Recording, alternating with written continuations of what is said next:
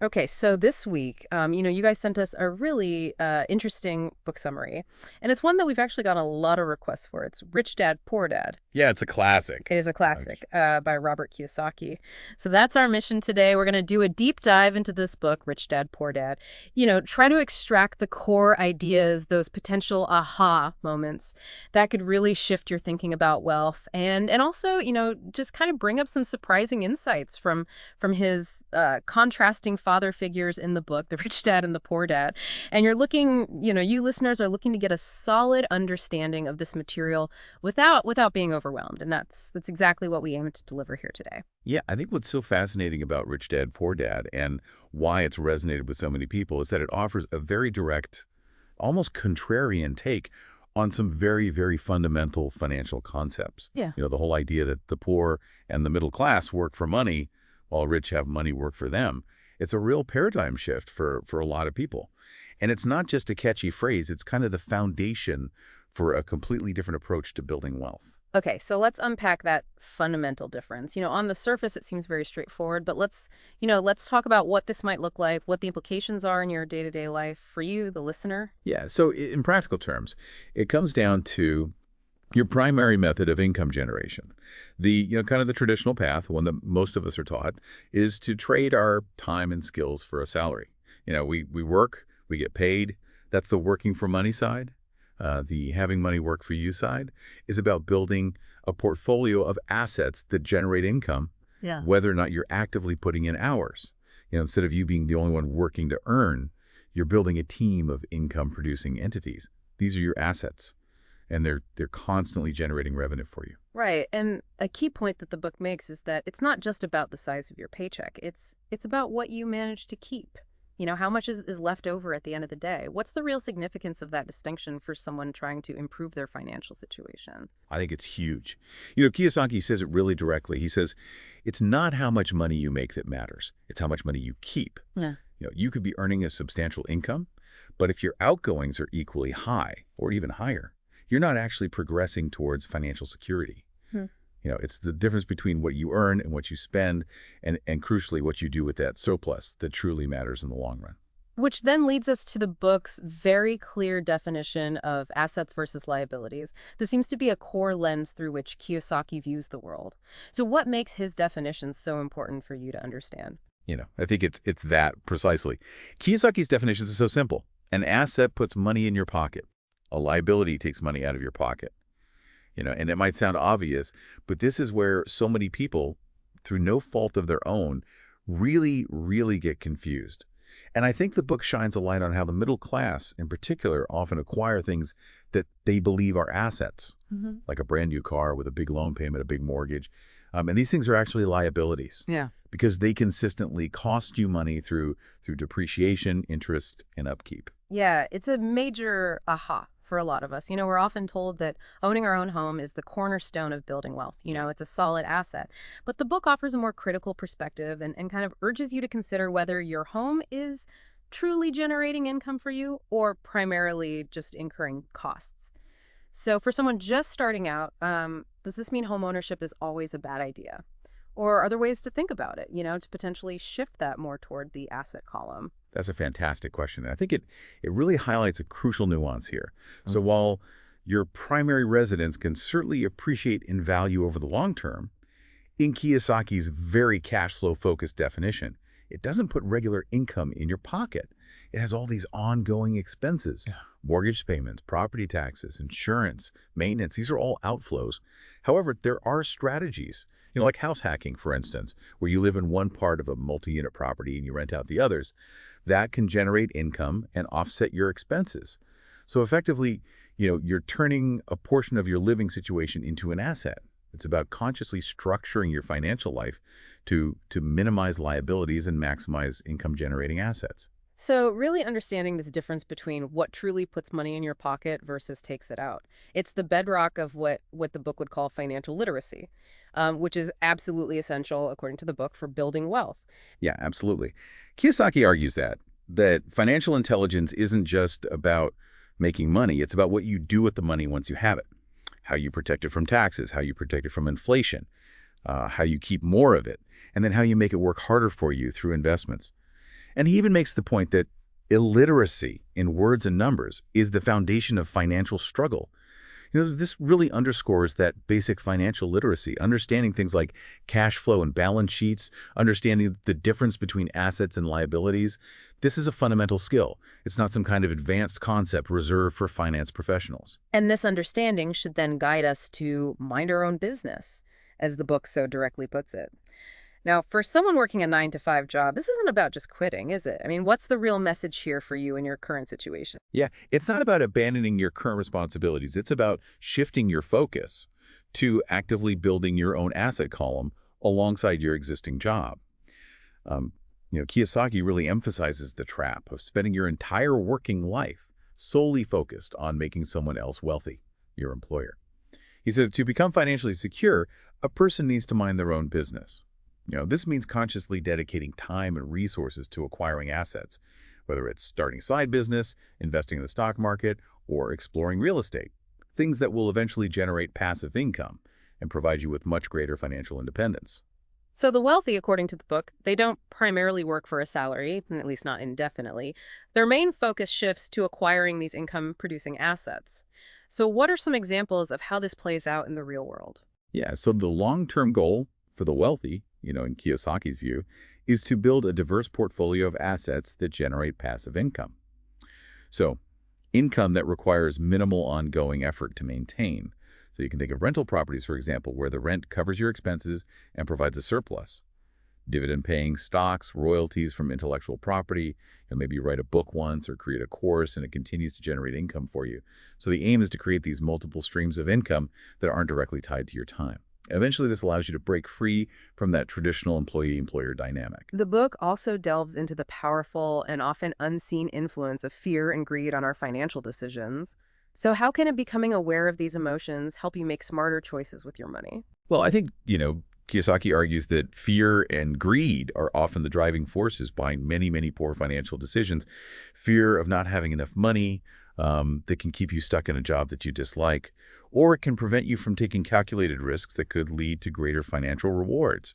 Conversely, greed, or this desire for quick and easy riches, can lead to impulsive investments or falling for get-rich-quick schemes that often result in significant losses. So I think recognizing when these emotions are influencing your decisions is the first step toward making more rational and strategic choices about your financial future. Yeah, and it's really eye-opening how the book challenges the conventional wisdom surrounding job security, almost painting it as a bit of a mirage.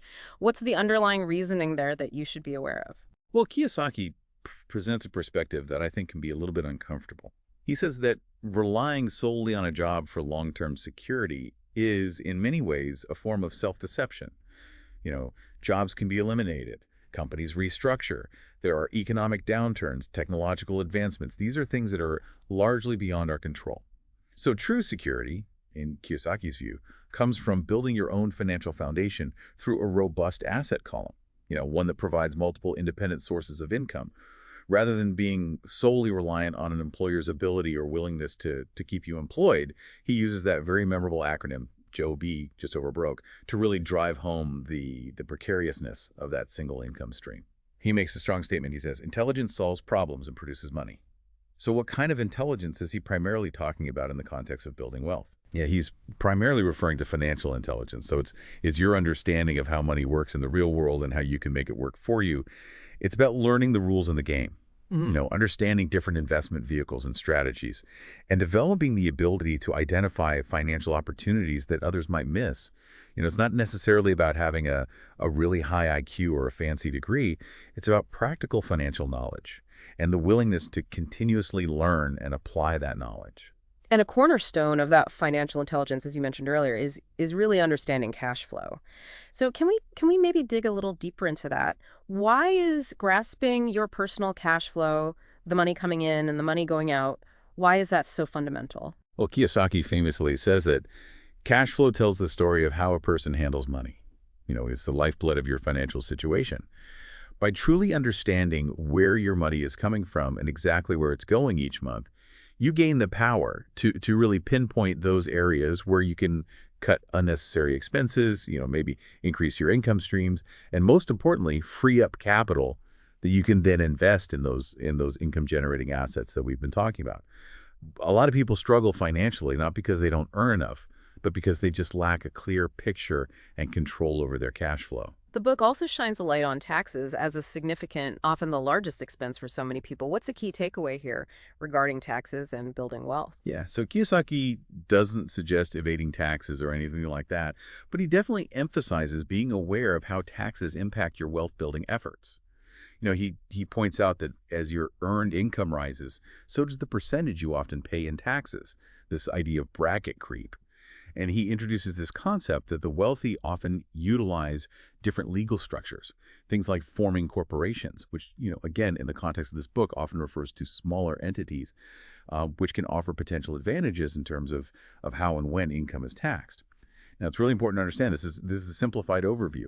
The legal and tax implications of forming a corporation are really complex. They depend heavily on your individual circumstances. So always seek professional advice in these areas. Yeah, and it's a recurring and really crucial point in the book that simply having more money doesn't automatically solve all your financial problems. Why is that such a critical lesson for you to really take to heart? Well, because, as we've been discussing, if your underlying financial literacy isn't strong, an increase in income can often just lead to a corresponding increase in spending, sometimes even resulting in more debt and financial instability. Kiyosaki stresses that it's not the amount of money that you have at any given time, but rather how you manage that money regardless of the amount. Without a solid financial education, you're likely to repeat the same patterns, the same mistakes, no matter how much your income grows. The book also addresses the fear of being different and how that can act as a significant brake on your financial progress. How can you recognize this fear in yourself and overcome it? Yeah, so Kiyosaki observes that societal norms and the fear of judgment can often prevent people from exploring unconventional but potentially more effective paths to wealth building. The fear of stepping outside the traditional advice or going against what your peers are doing can hold you back from pursuing opportunities that could lead to greater financial independence. So recognizing when you're making a financial decision based on fear of what others might think rather than on sound financial principles is really, really key. Overcoming this often involves educating yourself, finding mentors who think differently, and building the confidence to trust your own judgment. Let's talk about how the book defines wealth. It's not just about the size of your bank account at any given moment, is it? What's the more practical definition that Kiyosaki offers? Yeah, he offers a really practical definition. He says that wealth is a person's ability to survive so many numbers of days forward. Or, if I stopped working today, how long could I survive? This shifts the focus from your current income or net worth to your long-term financial sustainability. It emphasizes the importance of building enough passive income streams to cover your living expenses without needing to actively work, giving you true financial freedom. So circling back to some of those core principles that we've discussed, the book really contrasts the financial habits of the rich, who actively focus on acquiring assets, with the poor, who primarily deal with expenses, and the middle class, who often find themselves accumulating liabilities that they mistakenly believe are assets. Yeah, that's the fundamental distinction that Kiyosaki lays out in the book. The rich understand that consistently building this base of income-generating assets is the pathway to long-term financial security and freedom. The poor tend to live paycheck to paycheck, with most or all of their income going directly to cover immediate expenses. And the middle class often gets caught in this cycle of acquiring these liabilities. The bigger houses, the more expensive cars, and these things drain their cash flow and hinder their ability to truly build wealth. And when Kiyosaki talks about real assets, what specific categories does he include? So according to the book, real assets fall into these key categories: stocks, bonds, income-generating real estate. Think rental properties, notes, which are essentially IOUs or loans that you make that generate interest, royalties from intellectual property, things like books, music, patents, and then fundamentally, anything else that consistently produces income or appreciates in value and has a readily available market where you can sell it. The crucial element is that these assets are either generating cash flow or have, a very strong potential to be easily converted into cash. He also presents a very specific perspective on what constitutes a true business for someone aiming to be rich. What's that distinction? Yeah, so Kiyosaki says that he owns businesses, but they operate without him. They generate income without his direct day-to-day involvement. He says, if I have to work there, it's not a business. It becomes my job. For For the truly wealthy, a real business is this well-oiled system. It has capable management, it has processes that can function independently of the owner's constant presence, and this allows the owner to then focus on acquiring more assets and expanding their wealth. The book also makes a really interesting point about when the rich tend to purchase luxuries versus the poor and the middle class. What's the difference there? So Kiyosaki emphasizes that rich people buy luxuries last, while the poor and the middle class tend to buy luxuries first. For the wealthy, a true luxury item is seen as a reward, something purchased with the income generated by a previously acquired asset. So they build that income-producing foundation first, and then they use the surplus to indulge. The poor and middle class often prioritize that immediate gratification. They buy these, status symbols on credit or before they've established a solid asset base, which can actually hinder their long-term financial progress. And I found the Rich Dad's rather unconventional perspective on Robin Hood. I found that to be quite thought-provoking. Can you share that with us? Yeah, so Kiyosaki's Rich Dad, kind of viewed Robin Hood not as this hero who stole from the rich to give to the poor, but rather as a crook. And this perspective challenges this whole idea of wealth redistribution. And it really strongly emphasizes the importance of you keeping and controlling the wealth that you create.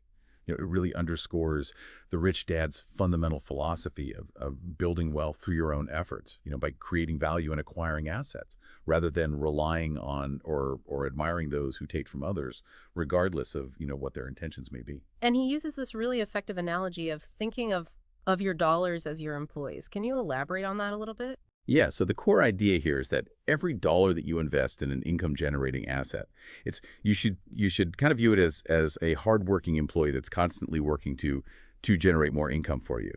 The more of these dollar employees you have in your asset column, the more passive income you'll generate, and that eventually leads toward financial independence.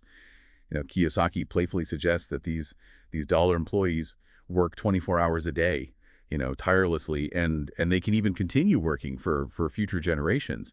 It encourages you to think of your money not as something to be spent, but as a tool to create more money.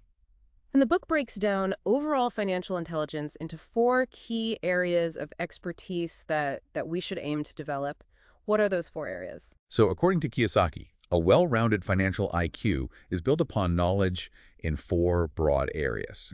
So it's accounting, understanding and interpreting financial statements, investing, knowing various strategies for making your money grow, understanding markets, being aware of supply and demand, economic trends, and how these impact investments. And then the law, understanding the relevant regulations, the legal structures, things like business entities that can affect your finances. Let's delve a bit deeper into this concept of corporations as presented in the book. It's portrayed as this potentially powerful legal and tax strategy that's used by the wealthy. What's the fundamental principle there, and what should we keep in mind? So Kiyosaki explains that a corporation, and again, he's often talking about smaller, privately held businesses, but he says that a corporation operates by earning income, then spending as much as legally possible on business expenses, and then finally being taxed on whatever profit remains. This is often contrasted with the typical individual who earns income, is taxed on that income, and then spends what's left.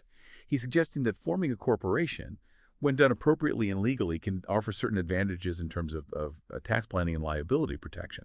He even recommends exploring resources like books by Garrett Sutton, for example, to get a more detailed understanding. However, it's absolutely vital to reiterate that this is a simplified overview. And setting up and managing a corporation has significant legal and financial implications. It really requires professional guidance tailored to your specific situation. It's quite interesting that the book suggests that boldness, that willingness to take calculated risks and act decisively, that can often be more important than sheer intellectual brilliance when it comes to achieving financial success. Why this emphasis on action over just knowledge? Well, I think Kiyosaki observes that in the real world of finance and business, opportunities often present themselves very quickly and then they quickly disappear. And he believes that while a solid foundation of financial knowledge is crucial, it needs to be paired with the courage to overcome fear, to step outside your comfort zone and to act decisively when those opportunities arise. He suggests that analysis paralysis or waiting for that perfect moment can often lead to missed chances, and that a certain degree of boldness is necessary to translate knowledge into tangible financial results. And the book identifies self-doubt as a major obstacle, something that can prevent you from ever realizing your full financial potential. How can we begin to recognize and dismantle those limiting beliefs? Yeah, so Kiyosaki believes that while everyone possesses some level of financial intelligence, self-doubt can act as a very, very powerful inhibitor, preventing many people from even trying to pursue financial independence. Overcoming this often starts with becoming aware of your own negative self-talk, and your limiting beliefs about money. And this can involve consciously challenging those thoughts, seeking out positive influences and supportive people, and taking, even just small, manageable steps toward your financial goals to build confidence through experience and success. The book strongly encourages learning about finance and investing through the use of games. Right. What's the logic behind that? Well, Kiyosaki is a big advocate of using games, particularly financial simulation games, as a safe and engaging way to learn about money management and investing. He argues that games reflect behavior. They're instant feedback systems.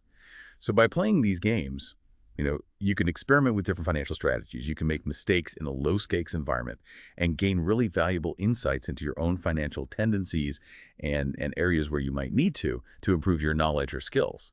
It's a much more active and experiential way of learning compared to just reading or listening.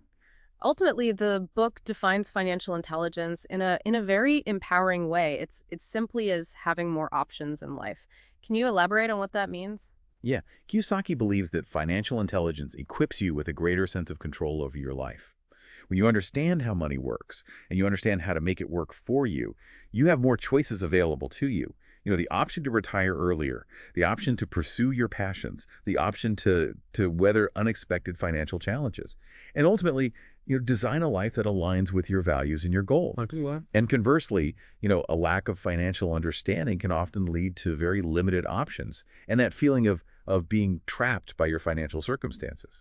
Throughout the book, there's a consistent message. It's that your mind, your ability to learn and adapt, is your most powerful asset in the journey toward wealth. Why is cultivating this financial mindset so crucial?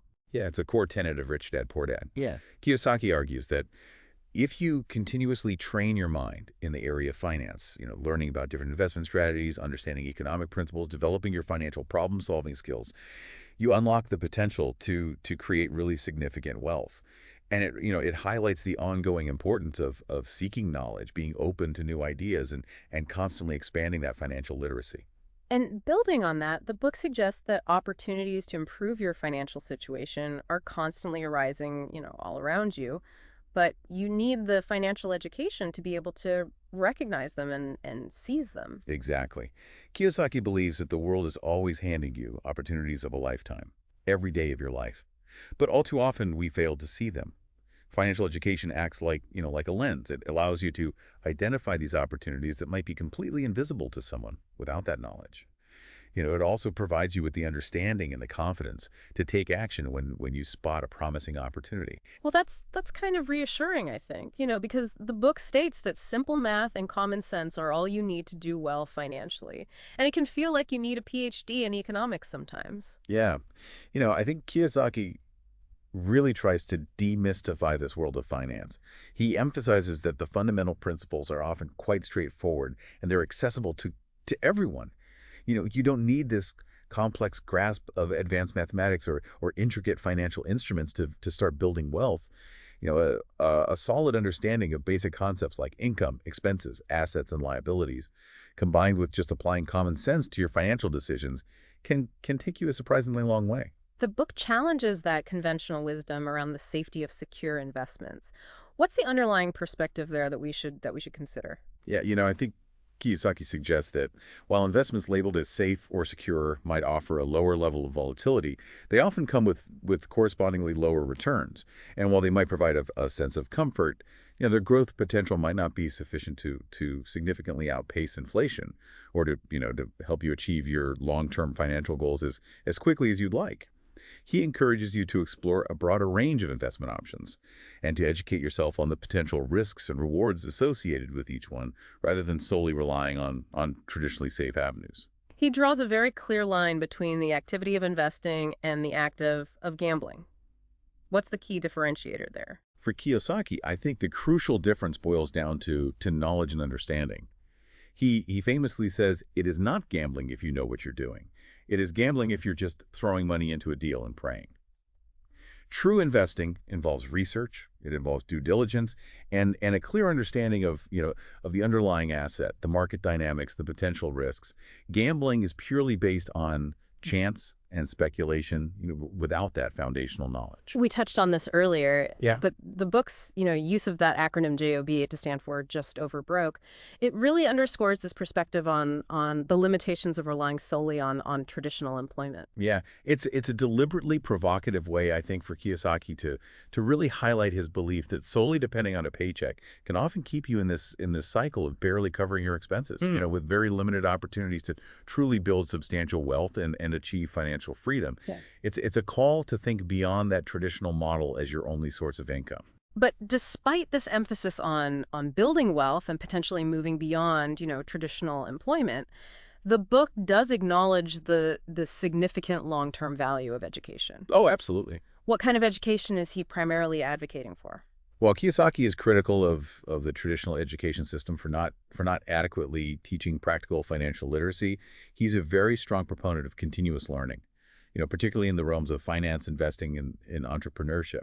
He encourages you to actively seek out knowledge through books, through seminars, through mentors, and through real-world experience, to constantly expand your understanding of how money works and how you can make it work for you. And he also makes a key point that in business, focusing solely on having a great product or service, without understanding and implementing effective business systems, can severely limit your financial success. Why is that holistic approach so important? Exactly. Kiyosaki emphasizes that a successful and scalable business requires more than just a good idea. It needs well-defined and efficient systems for operations, for marketing, for sales, for customer service, and for management in order to run smoothly and generate consistent profits. Without these systems in place, even the most innovative product or service may struggle to reach its full potential and create lasting financial success for the owner. And the book outlines some core management skills that are really essential for achieving, financial success, whether in business or in managing your personal finances. What are those key skills? According to Kiyosaki, the primary management skills necessary for financial success are the ability to effectively manage your cash flow. So that's understanding and controlling the money coming in and going out. The skill of managing systems, creating efficient processes and structures to optimize your operations, and then the ability to manage people. So building and leading effective teams if you're in a business context. Alongside these more general management skills, he also highlights some very specific specialized skills that are crucial for building wealth, notably in the areas of sales and marketing. Yeah. Why are those so important? Yes, Kiyosaki believes that the ability to effectively sell your products, your services, or even, your ideas, and to reach your target audience through strategic marketing. Those are absolutely essential specialized skills for anyone looking to build wealth, whether you're an entrepreneur, an investor, or even an employee looking to advance. Without these skills, your great ideas, your valuable offerings may never reach the people who need them, which, can severely limit your income potential. And it's intriguing to see the book briefly touch on this idea of giving as a principle, something that's often found in wealthy families. What's the potential connection there? Kiyosaki suggests that a mindset of generosity and a willingness to give back to others are often underlying principles in wealthy families. This could manifest in various ways, from charitable donations to supporting causes they believe in. He hints at this idea that this spirit of giving can sometimes create this positive cycle, fostering opportunities and attracting abundance, although he doesn't delve deeply into the specific mechanisms there. He circles back to that critical role of managing fear, stating that it's the primary difference in how the rich and the poor approach their finances. How can we learn to manage our financial fears more effectively? Kiyosaki emphasizes that both the wealthy and those struggling financially experience fear when it comes to money. However, the key difference lies in how they respond to that fear. The less financially savvy often allow fear to paralyze them, prevents them from taking calculated risks or pursuing potentially rewarding opportunities. The rich, on the other hand, learn to acknowledge their fears, analyze the actual risks involved, educate themselves, and then take action despite feeling that fear. It's about not letting fear dictate your your financial decisions. And the book lists 5 common reasons why even people who have a degree of financial literacy might still not become wealthy. What are the stumbling blocks? So the 5 reasons that Kiyosaki outlines are fear, as we've just been discussing, cynicism, which is this negative and dismissive attitude that can often blind you to opportunities, laziness, knowing what to do but lacking the motivation or discipline to take action, bad habits, such as impulsive spending or neglecting to track your finances, and arrogance. Believing that you already know everything and being unwilling to learn new things or consider different perspectives. He presents a very direct perspective on failure, contrasting how those who ultimately succeed view it versus those who don't. What's that key difference in mindset? So Kiyosaki believes that failure inspires winners and failure defeats losers. Those who go on to achieve financial success often see failure not as a final defeat, but as a valuable learning experience. An opportunity to identify what went wrong and refine their approach for future attempts. Those who don't succeed often become very discouraged by failure, and they tend to give up on their goals. He stresses that making mistakes is an inevitable part of the learning process, especially in the world of finance and investing. The book highlights real estate as a particularly powerful tool for building long-term financial independence.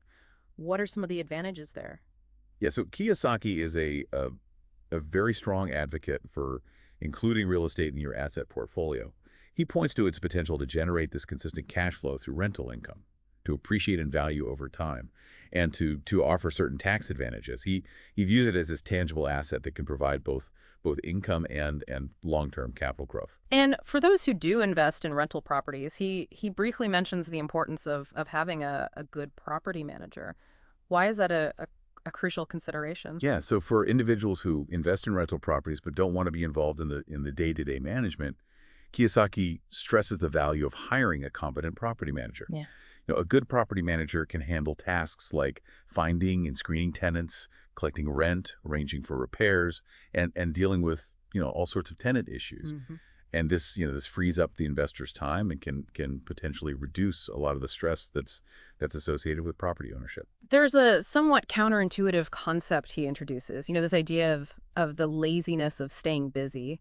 What does he mean by that? So Kiyosaki suggests that sometimes people keep themselves constantly occupied with low-value tasks or working excessively hard in their jobs as a way to kind of avoid confronting their financial situation or taking the necessary steps to build wealth. So this busyness can be a form of procrastination or a way to feel productive without actually making any meaningful progress towards your financial goals. It's about being busy doing things that don't actually move you closer to financial independence.